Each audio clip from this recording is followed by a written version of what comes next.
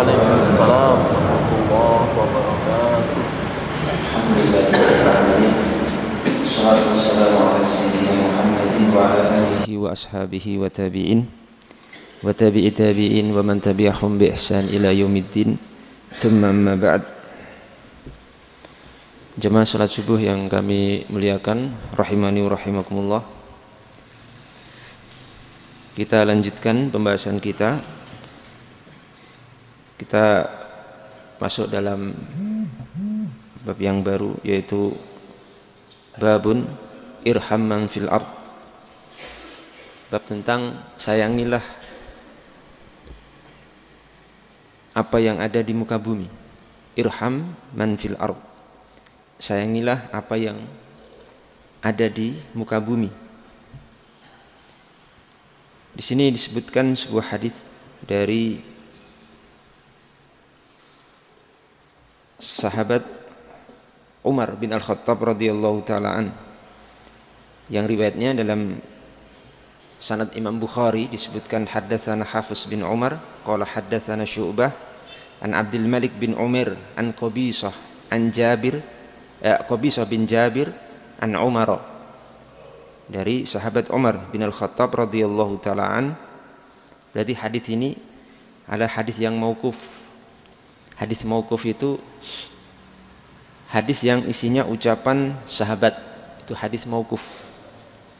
Tapi hadis ini walaupun mauquf dari ucapan Umar bin Al-Khattab, tapi memiliki hukum marfu', ucapan Nabi. Secara makna kandungannya itu memiliki hukum dari ucapan Nabi sallallahu alaihi wa alihi wasallam. Beliau radhiyallahu ta'ala anhu mengatakan, la yurhamu man la yurham wa la yughfaru liman la yaghfiru wa la yutabu ala man la yatubu wa la yuqa man la yatawaqqa. Hadis ini derajatnya hasan. Umar bin Khattab mengatakan, la yurhamu man la yurham. Tidak akan dirahmati oleh Allah, tidak akan dirahmati oleh Allah Subhanahu wa taala seorang yang tidak merahmati orang lain. Ya, tidak akan dirahmati seorang yang tidak merahmati, tidak akan menyayangi seorang yang tidak menyayangi. Tidak akan diampuni, la yughfaru liman la yaghfiru. Tidak akan diampuni seorang yang tidak mengampuni orang lain. Wala yutabu ala man la yatub. Dan tidak akan diterima taubatnya seorang yang tidak bertaubat. Dan tidak akan dijaga man la yatawaqqa, seorang yang tidak menjaga diri. Jamaah sekalian rahimani rahimakumullah, hadis ini mengandung pelajaran kepada kita dalam agama kita, bahwa dalam Islam itu ada istilah kaidah hukum timbal balik, al jaza min jinsil amal. Jadi apa yang akan didapatkan seseorang itu sesuai dengan apa yang dia lakukan sebelumnya. Kita akan mendapatkan sesuatu yang kita lakukan terhadap orang lain. Jadi hakikatnya ketika kita melakukan sesuatu itu bukan hanya untuk orang lain, tapi juga untuk diri kita. Bukan hanya untuk mereka, tapi juga untuk diri kita, karena berlaku al-jaza min jinsil amal. Jadi apa yang kita akan dapatkan itu buah dari sesuatu yang kita lakukan kepada orang lain. Termasuk di sini. Salah satunya la yurhamu man la yarham. Tidak akan disayangi seorang yang tidak menyayangi orang lain. Ketika kita ingin mendapatkan kasih sayang, baik dari Allah Subhanahu wa taala atau dari makhluk, dari manusia yang lain, maka hendaklah kita menjadi seorang yang menyayangi orang lain. Bahkan tidak hanya orang lain, man fil ard, semua yang ada di atas muka bumi ini, baik dia seorang muslim atau manusia secara umum, atau dia adalah bahkan dalam tahapan atau dalam tingkatan makhluk binatang. Kepada binatang, Islam mengajarkan untuk itu, untuk kita menyayangi mereka semuanya. Maka dalam sebuah hadis yang lain, Nabi SAW menyatakan ya bahwasanya seorang yang tidak menyayangi, man la yarhamu man fil ard la yarhumuhullah, atau kama qala Nabi SAW.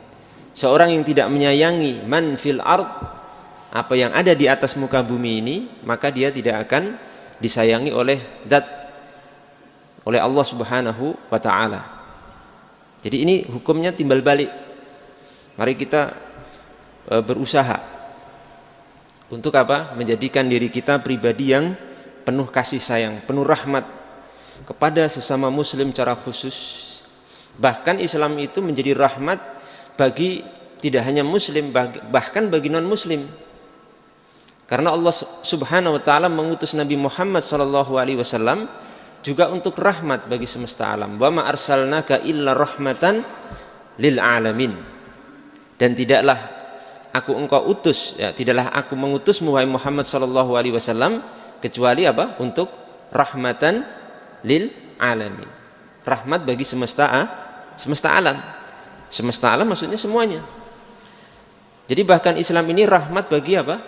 Bagi non muslim, bahkan bukan hanya muslim, bahkan bagi non muslim juga sebagai rahmat, sebagai kasih sayang. Coba kita perhatikan, dimanapun Islam ada di situ, di sebuah negeri, di suatu daerah, atau bahkan muslim itu mayoritas di sebuah negeri, di sebuah daerah, pasti atau insya Allah ta'ala akan kita dapatkan kondisi yang aman, kondisi yang tentram, kondisi persaudaraan, ya seperti itu. Karena Islam ini mengajarkan seperti itu. Ajaran Islam itu rahmat, kasih sayang bagi semesta alam. Tidak mungkin kita akan dapatkan orang-orang di luar Islam terzalimi ketika di sebuah negara muslim itu mayoritas. Tidak mungkin. Coba cari mana, negara mana, daerah mana yang non muslim terzalimi, dianiaya oleh kaum muslimin di sebuah negeri yang muslimin mayoritas. Tidak akan kita dapatkan. Kalau mungkin sebaliknya, itu mungkin ada. Bahkan mungkin juga kita saksikan ya di saat-saat ini. Kalau kita ingat dulu ya, tragedi Idul Fitri berdarah di Maluku, itu kita saksikan bersama dan kita baca bersama beritanya, di mana saat itu daerah tersebut, khususnya Ambon, komposisi muslim dan non muslim itu 50-50, 50% kurang lebih muslim, 50% non muslim. Baru 50% sudah terjadi tragedi berdarah, di mana kaum muslimin dianiaya dan dibantai saat itu. Itu baru 50%. Bisa Anda bayangkan, bisa kita bayangkan kalau ternyata komposisi itu lebih dari 50% atau bahkan hampir misalkan 90% non muslim dan sisanya kaum muslimin. Saya tidak mengatakan bahwa semua negara yang non muslim lebih dominan itu pasti muslim dianiaya, saya tidak mengatakan seperti itu juga. Namun peluang untuk terjadi itu sangat besar kemungkinan. Dan faktanya seperti itu. Seperti di China saat ini. Sebagian saudara-saudara kita muslim di Uighur mengalami juga tekanan-tekanan dan juga hal-hal yang membuat kita ikut merasakan, ikut sedih yang dilakukan oleh orang-orang non-muslim.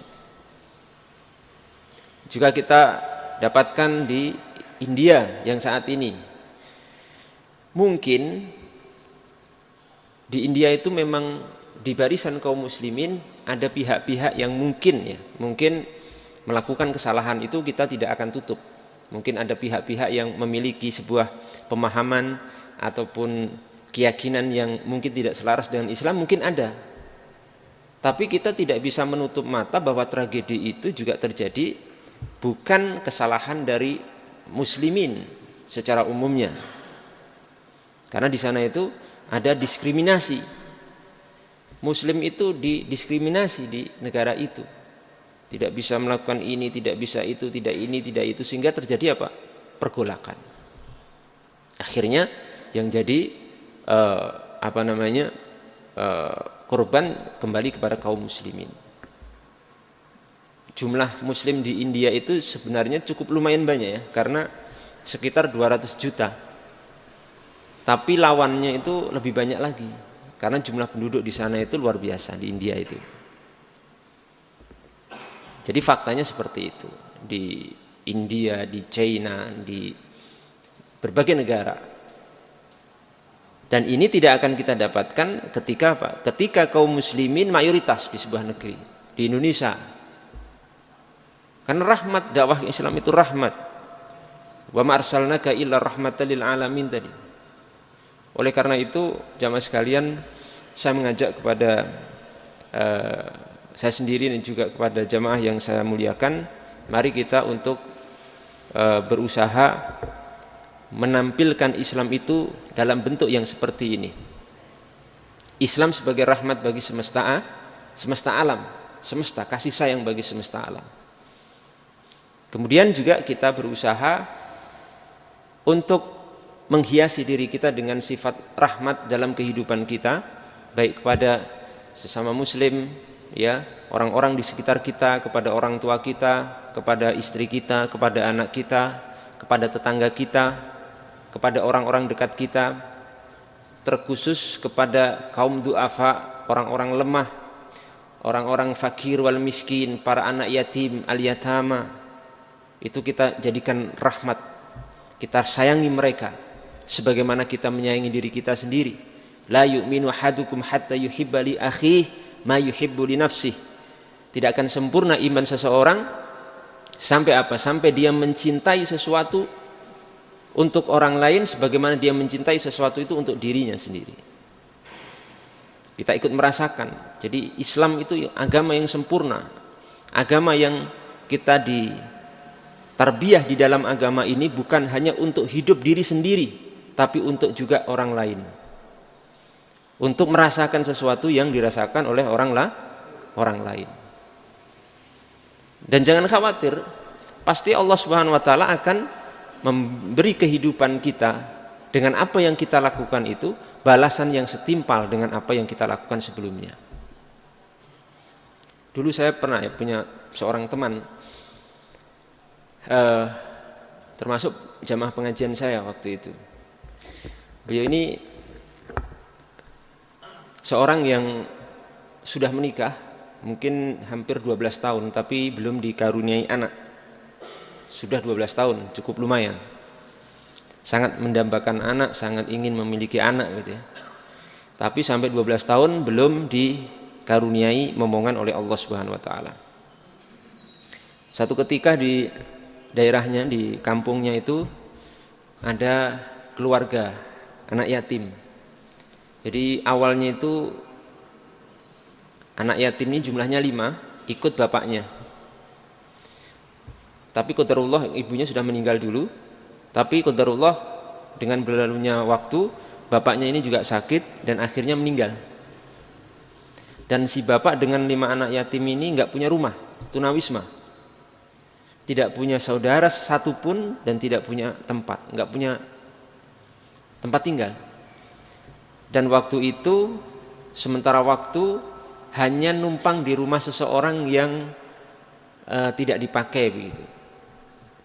Lah qadarullah saat bapaknya meninggal jarak 1 pekan, rumah yang ditumpang ini terjual, dibeli oleh seseorang ya, dan sudah laku begitu. Sehingga ini 5 anak yatim ini kebingungan di mana tempatnya. Dari sekian penduduk tempat itu, tidak ada satupun yang mengambil anak yatim ini. Padahal ya sebenarnya dari sisi ekonomi banyak yang mampu, karena saya tahu di situ kebanyakan adalah para pengusaha ayam potong gitu. Jadi punya ternak puluhan ribu, banyak di situ karena itu komplek daerah yang memang banyak pengusaha di bidang itu. Mayoritas itu mereka punya usaha ternak ayam potong. Bukan hanya ternak yang kelas kecil gitu ya, enggak, tapi ternaknya itu puluhan ribu, ada 10.000, ada 12.000 dan seterusnya. Nah, teman saya ini termasuk orang yang pas-pasan, enggak kaya. Rumahnya biasa, kendaraannya biasa karena memang ekonominya juga pas-pasan. Karena tidak ada yang mengambil, maka beliau mengatakan dan menyampaikan kepada perangkat desa di situ, 5 anak yatim ini semuanya saya ambil. Semuanya, saya ambil semua. Saya bawa ke rumah saya jadikan seperti keluarga saya. 5-5-nya. Itu masih kecil-kecil, yang paling kecil, yang paling besar itu SMP, terus bawahnya semuanya SD semua. Anak yatim ini. 2 perempuan, 3 laki-laki. 2 perempuan, 3 laki-laki. Diambil semuanya oleh beliau, dibawa ke rumahnya karena rumahnya cukup kecil, maka dibuatkan kamar di emperan rumah itu. Emperan rumah itu dibuat kamar tambahan untuk 5 orang anak yatim ini. Dengan begitu semangat dan yakin Allah Subhanahu wa taala akan memberikan balasan kepadanya. Kalau tidak balasan dunia, Allah Subhanahu wa taala akan balas nanti di akhirat. Kenapa? Kata Allah, kata Nabi SAW, ana wa kafilul yatim kahataini usbu'ain. Nabi mengatakan, aku dan pengkafil pengasuh anak yatim nanti di hari kiamat seperti 2 jemari ini, berdampingan dengan Nabi SAW kelak di hari kiamat di hadapan Allah Subhanahu wa taala. Dan itu dilakukan dalam kondisi yang pas-pasan itu. Ternyata beliau mampu sampai hari ini, dan masih sampai hari ini masih orangnya, dan sebagian anaknya masih ada yang ikut, itu semuanya bisa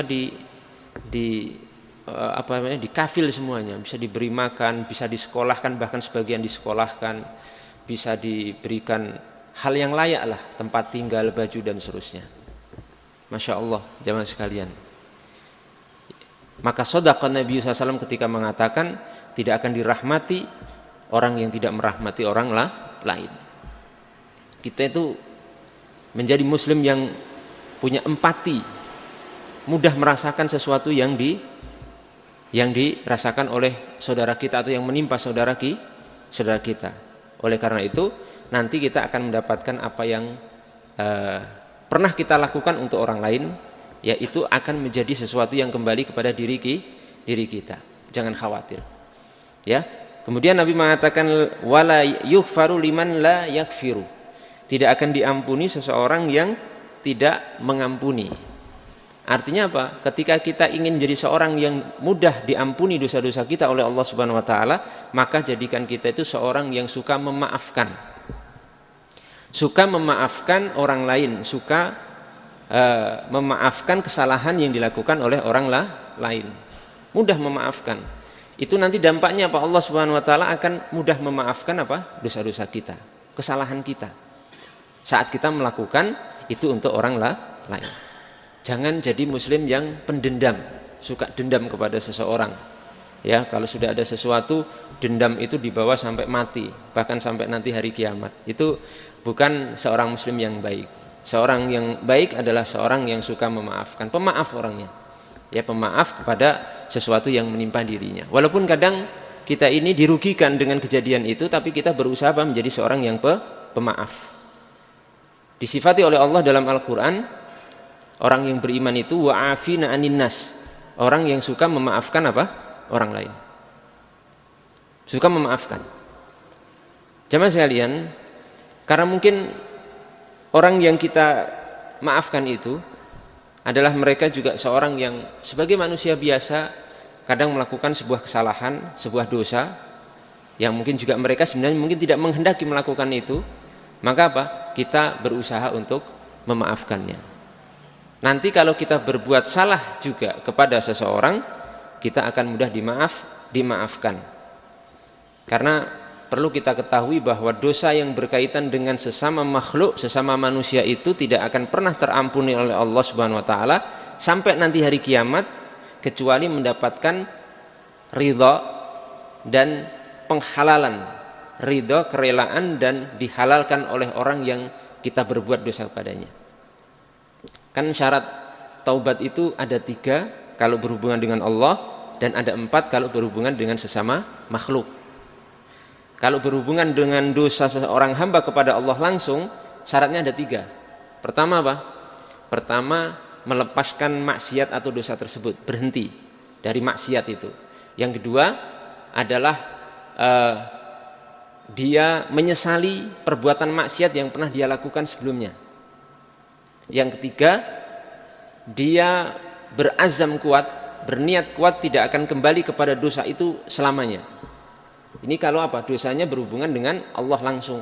Misalkan dosa seorang minum khamr, mabuk-mabukan, seorang berjudi misalkan, atau seorang berbuat dosa riba, renten, itu berhubungan langsung dengan Allah. Syaratnya taubatnya 3 ini. Tapi kalau berhubungan dengan sesama manusia ditambah 1, 3 syarat tadi tambah 1. Yang keempat apa? Yang keempat ini adalah seorang harus minta istihlal, minta penghalalan keridhaan orang yang pernah dia lakukan dosa itu kepadanya. Kalau tidak dimaafkan sampai hari kiamat nanti, dosa itu tidak akan pernah terampuni dan nanti akan diadili di hadapan Allah Subhanahu wa taala. Maka hati-hati ketika kita berbuat dosa kepada seseorang, kepada Bani Adam, baik itu dosa kepada sesama muslim atau bahkan dosa kepada seorang yang di luar muslim, tidak akan diampuni. Oleh karena itu di hari kiamat diceritakan oleh Nabi akan ada orang-orang yang muflis, orang bangkrut. Nabi pernah bertanya kepada para sahabatnya, tahukah kalian man muflisu fina? Man muflisu fina? Siapa orang bangkrut di antara kita?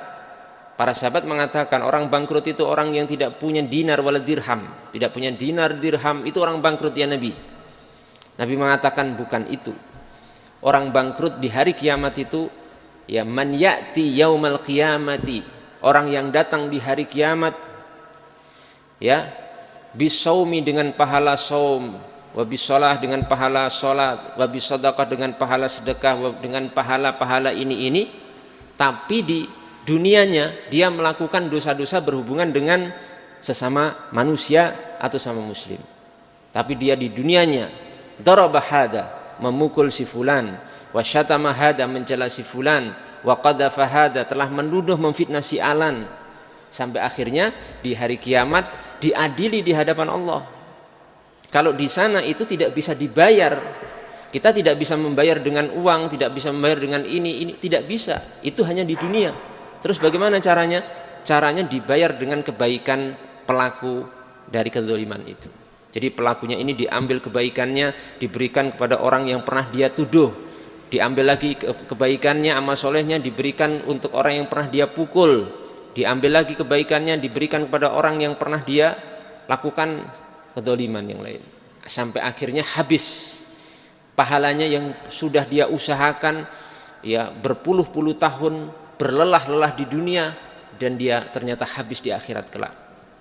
Sampai akhirnya tidak ada sesuatu yang tersisa pada dirinya. Akhirnya apa?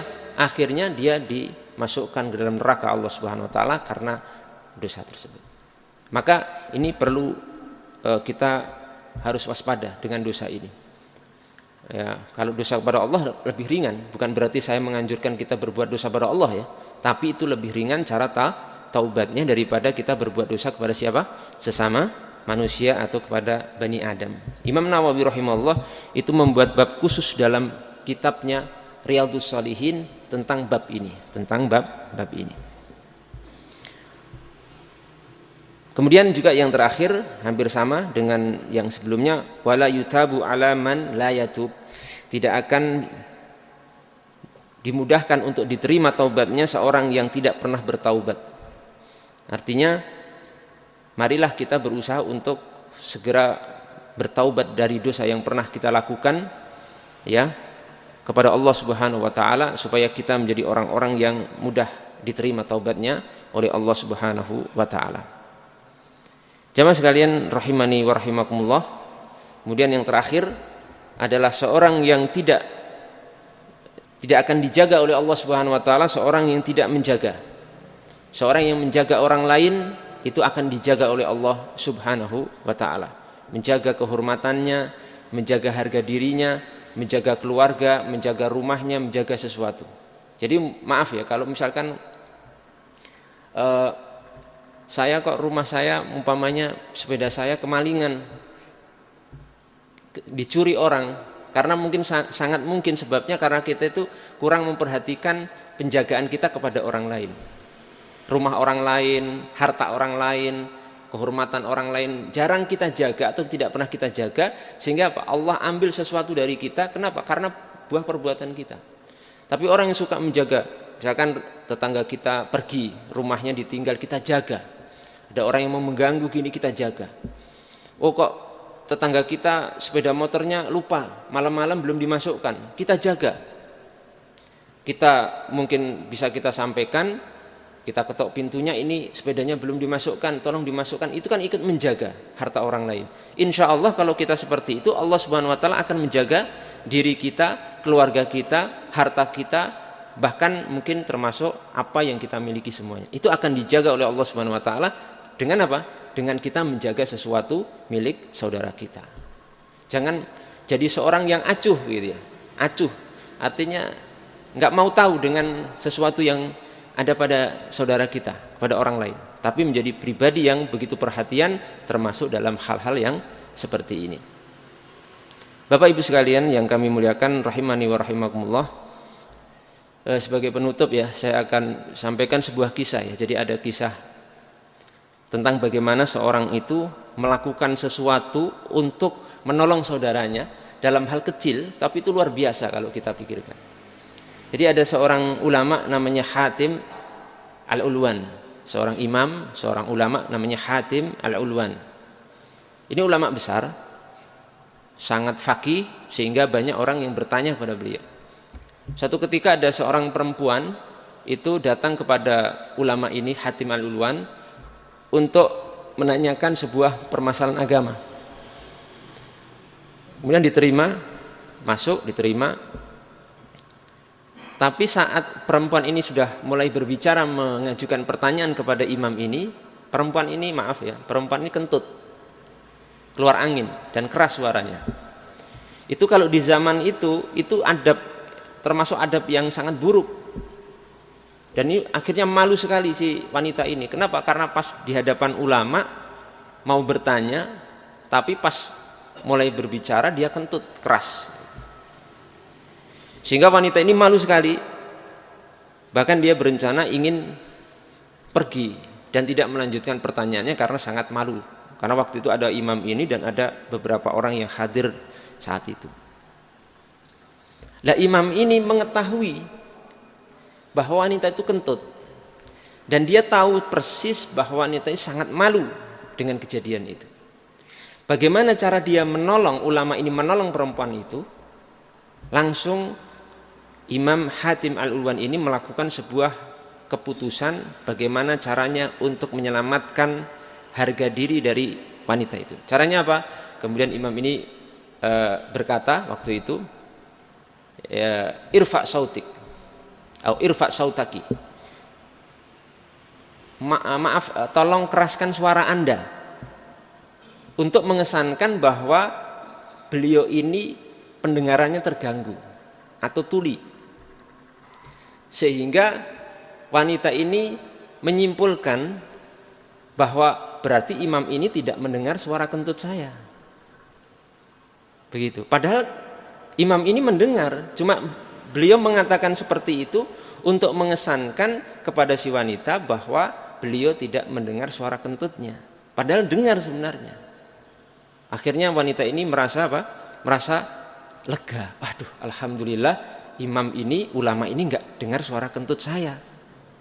Ternyata tuli orangnya, atau pendengarannya tidak normal sehingga ketika saya berbicara dan kentut itu tidak didengar.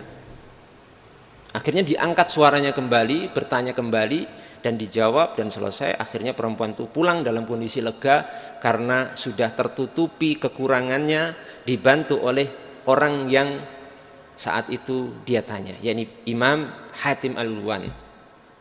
Setelah itu apa? Beliau ini akhirnya setelah kejadian itu mendapatkan gelar. Jadi gelarnya adalah Al-Asom, orang yang tuli, padahal beliau nggak tuli. Hatim Al-Ulwan Al-Asom, Imam Hatim Al-Ulwan Al-Asom yang tuli, padahal beliau nggak tuli. Nah, kisahnya karena sebagaimana yang saya sebutkan tadi. Coba bayangkan, beliau ini melakukan sebuah usaha untuk menolong saudaranya dari kondisi yang sebenarnya ringan, ya, hanya rasa malu aja. Beliau lakukan itu, dan Masya Allah ternyata Allah Subhanahu Wa Taala memberikan rahmat dan barokah dalam kehidupan ulama ini, sehingga menjadi ulama besar. Dari masa ke masa dikenang, buku-bukunya, fatwa-fatwanya sampai zaman kita yang sekarang ini. Mungkin salah satunya adalah dengan perbuatan beliau yang seperti itu. Hal kecil saja ditolong, apalagi hal besar dari saudara kita. Wallahu ta'ala a'lamu bisawab. Mungkin ini yang bisa kami sampaikan. Mudah-mudahan bermanfaat, terutama untuk saya pribadi, dan juga mudah-mudahan ada manfaatnya untuk jamaah sekalian. Kita akhiri, subhanakallahumma bihamdika asyhadu an la ilaha illa anta astaghfiruka wa atubu ilaik. Assalamualaikum warahmatullahi wabarakatuh.